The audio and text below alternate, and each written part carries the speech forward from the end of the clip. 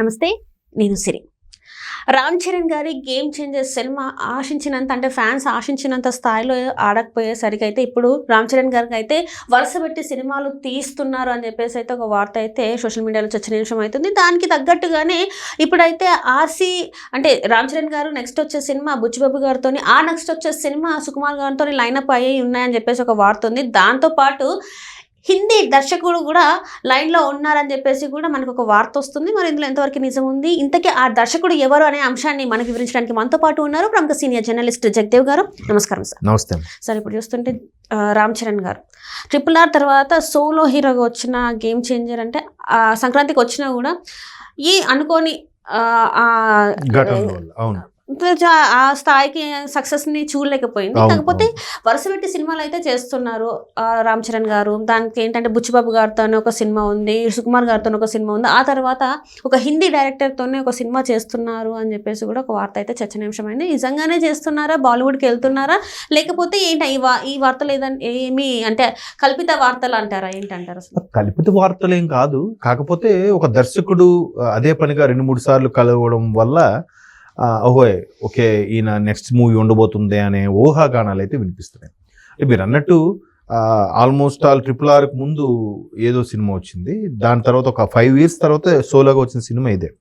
RRR ఒక స్థాయికి తీసుకెళ్ళిపోయింది. Oscar తర్వాత దాన్ని ఏమంటారు గ్లోబల్ స్టార్ గా అవతరించిన నేపథ్యంలో అసలు రామ్ చరణ్ అంటే ఆయన పెర్ఫార్మెన్స్ కానీ ఇప్పుడు మీరు చూడండి, ఆల్మోస్ట్ ఆల్ ఎవడు సినిమా నుంచి కూడా ఆయన డిఫరెంట్ జానర్స్ ఎంచుకోవడం. ఎవడు ఒక రకం ఉంటుంది, రంగస్థలం ఒక రకం ఉంటుంది, ధ్రువ ఒక స్టైల్లో ఉంటుంది, ఇప్పుడు RRR ఒకలా ఉంటుంది, ఇప్పుడు గేమ్ చేంజర్ కూడా డ్యూయల్ క్యారెక్టర్, పెద్దవాడి క్యారెక్టర్ కొంచెం మాట తడబడ్డం, నత్తి చాలా బాగా చేశాడు. అంటే అట్లా డిఫరెంట్ జానర్స్ ఎంచుకుంటున్న హీరోకి గేమ్ చేంజర్ అనేది ఆల్మోస్ట్ ఆల్ 3 years టైం తీసుకోవడము, తర్వాత మీరు అన్నట్టు ఆశించినంత సక్సెస్ అవ్వకపోవడము, అంటే దాంట్లో చాలా రీజన్స్ ఉన్నాయిలేండి. సంక్రాంతి బరిలో మిగతా పోటీగా ఉండడం, తర్వాత పని కట్టుకొని దీన్ని ఫ్లాప్ చేసేలాగా ఒక టీం పనిచేయడం, ఇట్లా అవన్నీ కూడా మనం చూసాం వార్తల్లో కూడా. ఇలాంటి సందర్భంలో ఇప్పుడు నెక్స్ట్ కొట్టేది ఖచ్చితంగా జాగ్రత్త కొట్టాలనే ఉద్దేశంలో బుచ్చిబాబు సానా అనుకుంటాం, మన సుకుమార్ గారి శిష్యుడే. సో ఒక విలేజ్ నేపథ్యం, మరలా ఒక రంగస్థలం టైప్లో కాకపోయినా ఒక ఏదో లవ్ స్టోరీయో లేదా విలేజ్ బ్యాక్డ్రాప్లో అనుకుంటున్నారు. అయితే దానికి ఆల్రెడీ AR రెహమాన్ లాంటి మ్యూజిక్ డైరెక్టర్, తర్వాత సుకుమార్ రైటింగ్స్లోనే కొంత ప్రొడ్యూస్ చేయాలని, తర్వాత జాహ్నవి కపూర్ని హీరోయిన్గా పెట్టా, అన్నీ అవైతే శరవేగంగా అవి దాన్ని ఏమంటే వర్క్షాప్లు ఇవన్నీ నిర్వహిస్తున్నారు. అది షూట్ స్టార్ట్ అయిపోతుంది. ఇకపోతే నెక్స్ట్ ఇది 16వది, అది 17వది సుకుమార్ గారితోనే చేయాలని కూడా ఒక కాన్సెప్ట్లో ఉన్నారు. సో ఇట్లాంటి సందర్భంలో ఎలా ఏంటి, సుకుమార్ గారు సినిమా చేస్తారా చేయరా? సుకుమార్ గారు కూడా ఇంకా పుష్ప 2 ఫ్లేవర్ ఏదైతే ఉందో దాని నుంచి ఇంకా పూర్తి స్థాయిలో బయటికి రాలేదు ఇంకా. ఎందుకంటే అబ్బాయి ఒకరికి తొక్కిసలాట జరిగిన అబ్బాయి ఇంకా కోలుకోలేకపోవడము, ఇష్యూస్ రావడం. బట్ సక్సెస్ పరంగా, కలెక్షన్స్ పరంగా too much happy, very glad కదా. సో ఇప్పుడు సుకుమార్ గారు ఏంటి, ఆయన కూడా ప్రతిదీ చెక్కుతాడు కాబట్టి ఆయనది డిలే అవుతుంది. నెక్స్ట్ ఏంటి, నెక్స్ట్ మూవీ ఒక బాలీవుడ్ డైరెక్టర్ కన్సల్ట్ చేశారని 2-3 సిట్టింగ్లో కూర్చున్నారని టాక్ వచ్చింది. అదెవరు, లాస్ట్ ఇయర్ 2024 ఒక హిట్ మూవీ ఉంది కిల్ అనే ఒక సినిమా. అంటే ఏ ఎక్స్పెక్టేషన్స్ లేకుండా వచ్చిన మూవీ, ఒక ట్రైన్లో ఒక నైట్ టైం జరిగిన ఇన్సిడెంట్ అంతా కూడా చాలా బాగా తీసిన భట్ ఏదో నిఖిల్ నగేష్ భట్ డైరెక్ట్ భట్ అనే గుర్తుంది. సో ఆ డైరెక్టర్ ఈయన 2-3 సార్లు కలవడం జరిగిందంట. ఈవెన్ ఈయన పర్సనల్గా ముంబై అక్కడికి వెళ్ళినప్పుడు కూడా ఈయన రూమ్కి వచ్చి కలిసి డిస్కస్ చేశారు. మేబీ స్టోరీ డిస్కషన్స్ అయ్యిండొచ్చు, లేదంటే ఆ సినిమా కోసం డిస్కషన్స్ అయ్యిండొచ్చు అనే థాట్ కూడా ఉంది.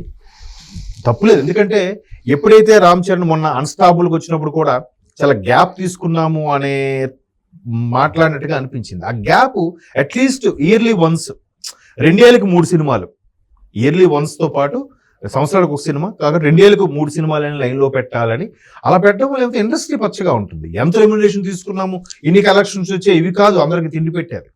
4 ప్రాజెక్టులు రన్నింగ్లో ఉంటే ఆటోమేటిక్గా అందరికీ పనికి ఆహార పథకం కింద పని దొరుకుతుంది, ఫుడ్ దొరుకుతుంది, టర్నోవర్ అవుతుంది, అందరూ హ్యాపీగా ఉంటారు.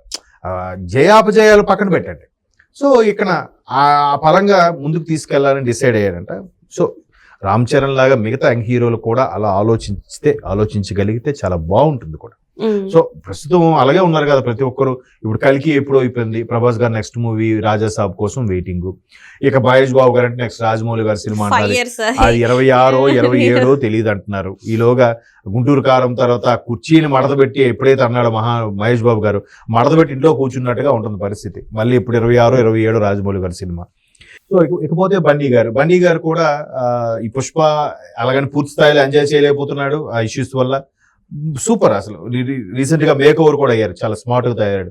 ఆయన నెక్స్ట్ మూవీ కూడా ఇంకా వరుసగా ఉన్నాయి, త్రివిక్రమ్ గారి మూవీ, అవి ఏది క్లారిటీ రాదు. సో ఇట్లా పెద్ద పెద్ద హీరోలు, సూపర్ స్టార్లు, యంగ్ జనరేషన్. ఇకపోతే ఎన్టీఆర్ గారి హిందీ సినిమా ఇది ఉంది, వార్ 2 హృతిక్ రోషన్ గారితో ఉంది. అంటే ఇలాగా 1 by 1 డిలే అయిపోతుంది కొద్దీ అసలు ఇండస్ట్రీకి ఎంత ఇబ్బంది అవుతుంది అంటే, మిగతా వాళ్ళు చిన్న చిత్తగా చేసుకున్న వాళ్ళు ప్రాజెక్టులు నడుస్తుంటాయి.